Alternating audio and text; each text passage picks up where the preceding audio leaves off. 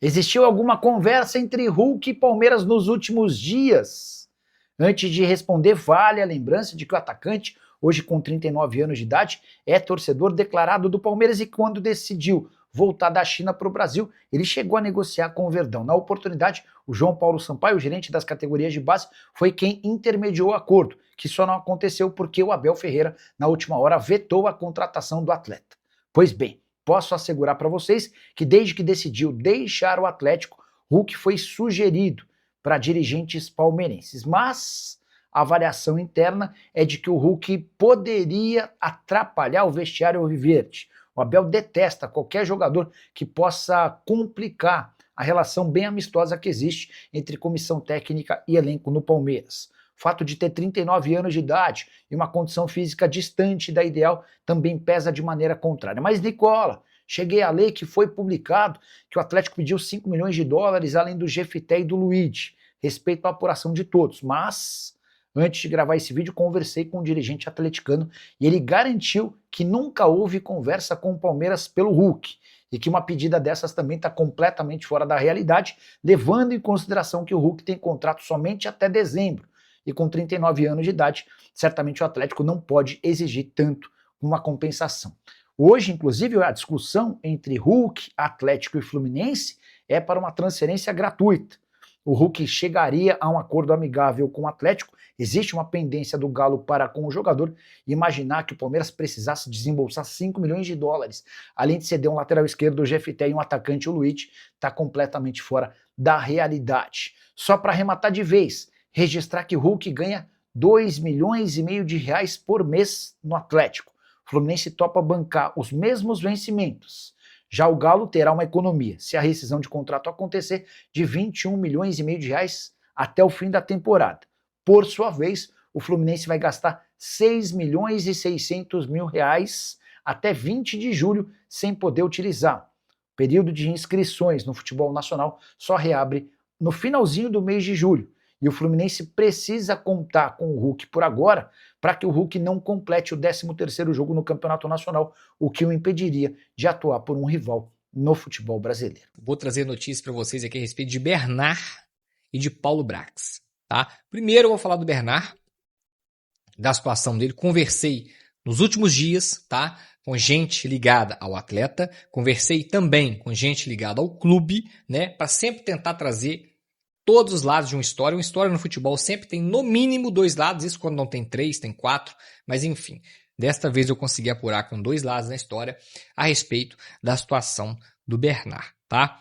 Primeira coisa que eu preciso falar para vocês, o vídeo está sendo gravado no dia 28 de abril, terça-feira, tá? E até o presente momento, até o momento que esse vídeo está sendo gravado, pessoas ligadas à carreira do Bernard me garantiram que até o momento nenhuma proposta ao atleta chegou ao Clube Atlético Mineiro. Então nenhuma proposta oficial na mesa aqui, ó. Tá aqui, Galo, ó, proposta de X milhões de reais. Bernard, tá aqui, ó, salário X, tantos anos de contrato, é pegar ou largar. O que você tem? Não chegou essa proposta ainda. O Galo não tem isso, o Bernard não tem isso nas mãos, tá? Então a primeira notícia é essa, tem proposta nesse momento? Não tem proposta nesse momento. No meio do ano a janela abre e aí vai ter as possibilidades, tá? O que eu sei de interno no clube, tá? Então a parte do atleta tá apurada, não tem absolutamente nada, não chegou absolutamente nada. E da parte do atleta, me garantiram que o Bernard não tem a intenção de sair. Ele tá na dele.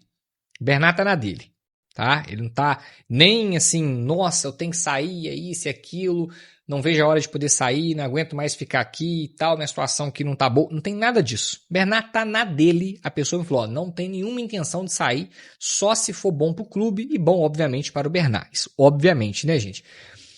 Agora, no clube, tem alguns bastidores aqui. Primeira coisa que eu quero falar para vocês. O Barba, Eduardo Domingues, gosta muito do Bernard. E nós pegamos uma imagem exclusiva no nosso projeto do Hoje Tem Galo, e já convido vocês para poder fazer aqui, estar conosco na audiência das nossas transmissões de partidas, tá? Tá muito legal o projeto, tá muito top, e já fica aí o convite.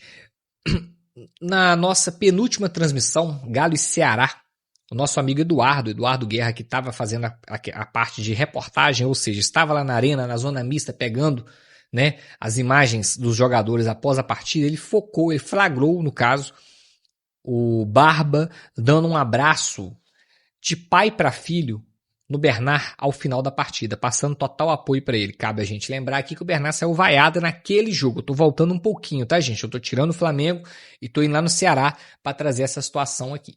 E o que eu sei internamente é que o Bernard é muito querido dentro do elenco.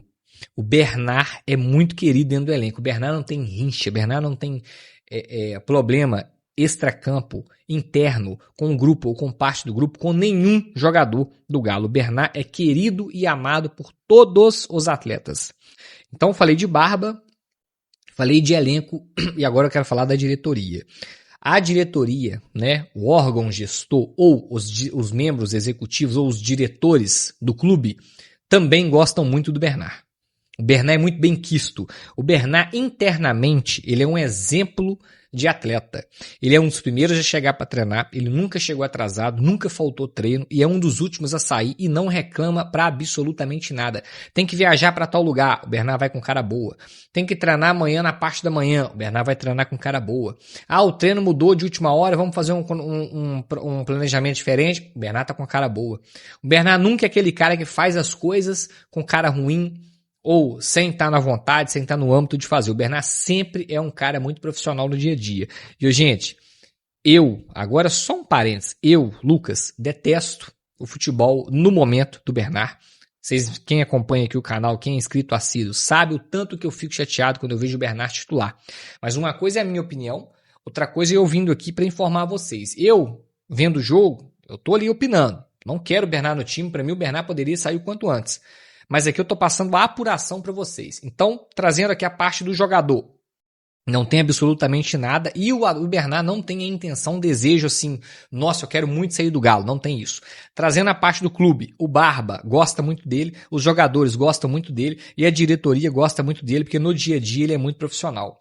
Então, gente, para tirar o Bernard do Galo, primeiro, tem que chegar a proposta, que não tem ainda. Segundo, a proposta chegando tem que ser algo muito bom para o Bernard e muito bom para o clube. Tem que ser coisa boa para os dois lados. E neste momento, o panorama não é de saída. Neste momento. Pode ser que daqui uma semana, 2, 3, daqui um mês, chegue alguma coisa. Mas neste momento, o panorama não é. E eu tô falando isso aqui depois do Bernard mandar a torcida calar a boca, depois do Bernard sair vaiado, depois do Bernard ser titular contra o Flamengo, não pegar na bola, não jogar absolutamente nada também contra o Ceará. Tô falando isso tudo aqui com vocês depois disso tudo. Então o panorama poderia ser totalmente ao contrário. Eu vim aqui falar com vocês que a diretoria sonha com a saída dele, que o Bernard sonha em sair do clube, mas não, por incrível que pareça. É tudo isso aqui que eu passei para vocês de apuração. Então, vamos aguardar. Vai chegar a proposta? Beleza. Chegou? Não. Vai chegar? Não sabemos. Se chegar, é fácil? Não. Por quê? Porque tem toda essa história aqui por trás. Então vamos aguardar. Quando chegar a proposta, a gente vai saber melhor sobre esse assunto. Paulo Brax. Como que tá a situação do Paulo Brax? Não caiu, obviamente, senão não estaria fazendo esse vídeo com esse título, com essa, né, situação aqui. Mas, o que já foi outrora uma relação muito forte e boa, hoje, pela informação que eu tenho, já não está sendo mais. A informação que eu tenho é que o Paulo Brax e o Rafael Menin já não estão com aquela relação que tiveram outrora, tá? Então, assim, não duvido, de no domingo, se acontecer uma tristeza no Mineirão, obviamente o Galo perdeu o jogo, é o que eu estou falando aqui, se isso acontecer, não duvido da queda do Paulo Brax, tá? Não tô gorando ninguém, muito pelo contrário, eu quero muito que o Galo vença o Cruzeiro, tá? Mas eu tô passando para vocês uma situação que, em outro momento, a relação era muito forte, muito boa, hoje a relação já não tá tão boa assim, tá? E clube de futebol a gente sabe, quando as coisas não começam a caminhar bem, alguém sempre paga o pato. Neste momento eu não acho que vai ser o Barba, então alguém precisa pagar o pato. Será que vai ser o Paulo Brax? Não sei, a informação ainda não vai cair nesses dias, né, que antecede ao clássico. Ficou muita expectativa muito grande.